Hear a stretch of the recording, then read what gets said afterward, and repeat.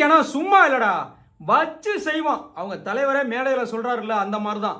கொத்து பரோட்டா போடுங்க இப்படியெல்லாம் டிவிகே விஜய் சொல்றாரு. ஆனால் டிவிகே காரங்களை பார்த்தா பயமா இருக்கு. விஜய் எந்த விஷயத்துக்கு சொல்றாரோ இல்லையோ, டிவிகே காரங்களை பத்தி வர நியூஸ் எல்லாம் பார்த்தீங்கன்னாக்க கொலை கொள்ளை கற்பழிப்பு இதுலலாம் பார்த்தீங்கன்னா டிவிகே நிர்வாகி கைதுன்னு சொல்லி பேப்பரில் ஊடகங்களெல்லாம் வந்துக்கிட்டே இருக்கு.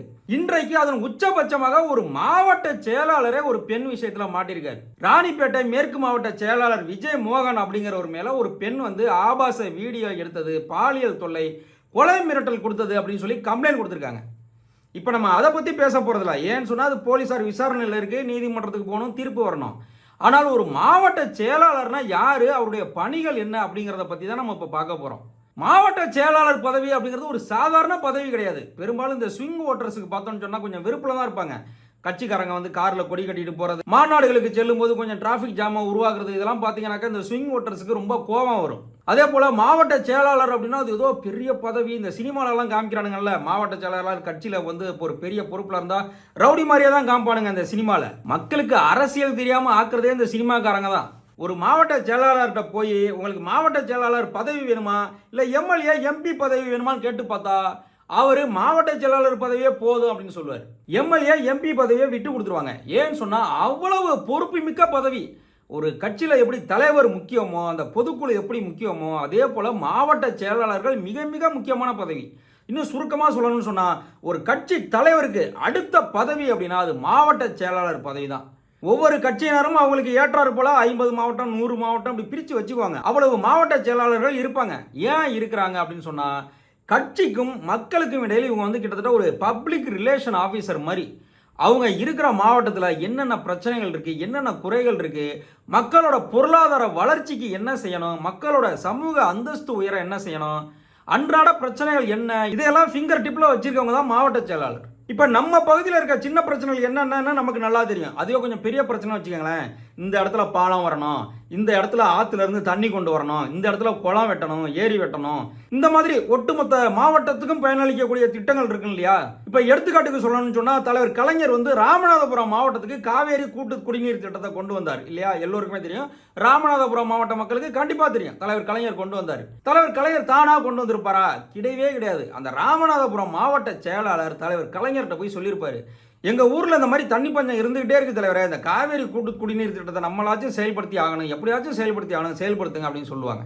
அந்த மாதிரி அந்தந்த மாவட்ட பிரச்சனைகளை கட்சி தலைமைக்கு கொண்டு போய் தலைவர் கலைஞர் அன்னைக்கு அப்படி சட்டம் போட்டதுனால என்ன ஆயிடுச்சு, ஒடுக்கப்பட்ட மக்கள், ஏழை எளிய மக்கள் அனைவரும் பயனடைந்தாங்க. இதெல்லாம் வந்து அந்தந்த பகுதி மாவட்ட செயலாளர்கள் தலைவரை 1000 பேருக்கு டேங்க் கட்டினாலாம் முடியலை, 100 பேர் மட்டும் தனியாக இருக்காங்க, இந்த ஏரியாவுக்கு தண்ணி போகலை, இந்த பிரச்சனையை தீர்க்கணும் அப்படின்னு சொல்லியிருப்பாங்க. அதனால தான் தலைவர் கலைஞர் யோசிச்சு அப்போ 100 பேர் இருந்தாலும் ஒரு டேங்க் கட்டு அப்படின்னு சட்டம் போட்டார். இந்த மாதிரி மக்களுக்காக அந்தந்த மாவட்ட மக்களுக்கு என்ன தேவையோ அதை கட்சி தலைமைகிட்ட பேசி அதை வாங்கி தர்றது தான் மாவட்ட செயலாளர்கள் வேலை.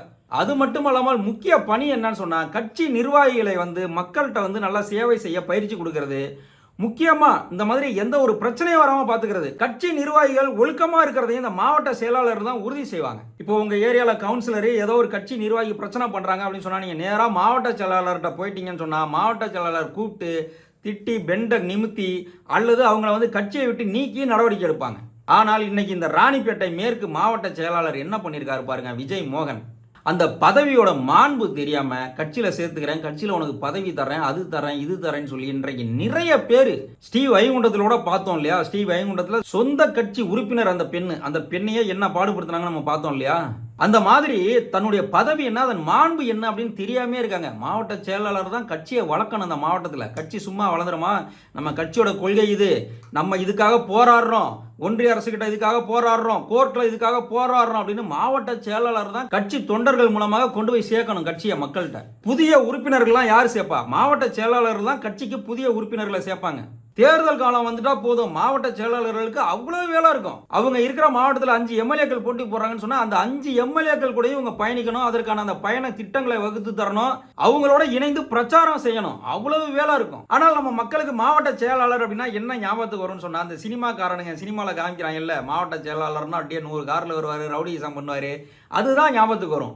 அதே போல் இந்த மாநாடுகளுக்கு செல்லும்போது தொண்டர்கள் வந்து வேன்லையோ கார்லையோ அந்த கொடியெல்லாம் கட்டிட்டு போவாங்க இல்லையா, அதுதான் ஞாபகத்துக்கு வரும். கட்சி நிர்வாகிகள் வந்து ஒழுக்கமாக நடந்துக்கிறாங்களா, அவங்களோட நடத்தை எப்படி, அதையெல்லாம் கண்காணித்து கட்டுப்படுத்தணும். அவங்க மேலே ஏதாச்சும் புகார் வந்தால் நடவடிக்கை எடுக்கணும். மாவட்ட செயலாளர்கள் கொஞ்சம் பிசகுனாலும் பொதுமக்கள்கிட்ட நம்பிக்கையை இழந்துடுவாங்க. இந்த தாவேக்காவை சேர்ந்த ராணிப்பேட்டை மேற்கு ஒன்றிய மாவட்ட செயலாளர் விஜயமோகன் பண்ணதை பார்த்தோன்னு தான் நமக்கு மாவட்ட செயலாளர்கள் பற்றி மக்களுக்கு இதெல்லாம் தெரிஞ்சுக்கணும் அப்படிங்கிறதுக்காக இந்த வீடியோ போட தோணுச்சு. நன்றி, வணக்கம்.